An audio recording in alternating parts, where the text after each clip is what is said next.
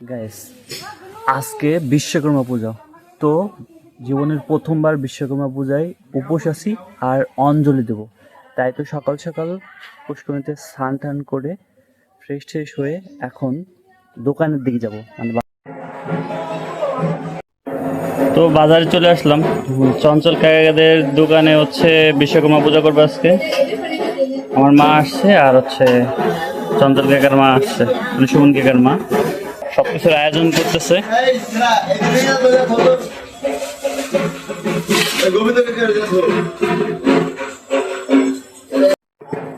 তো মা আর ঠাকুমা হচ্ছে পূজার আয়োজন করতেছে। এখানে পাশে ঢাক বাজতেছে, পাশের ওই দোকানেই হচ্ছে পুজো হচ্ছে।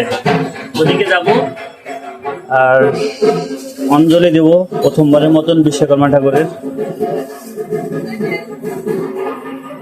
চলে আসছিলাম RS টাওয়ারের দ্বিতীয় তলায়। এই জায়গায় ঠাকুরের প্যান্ডেলটা করছে দ্বিতীয় তলায়, আর বক্স লাইটিং এগুলো রাত্রে দেখা যাবে। এখানকার সৌন্দর্য আর এখানকার মজা দেখা যাবে রাত্রে।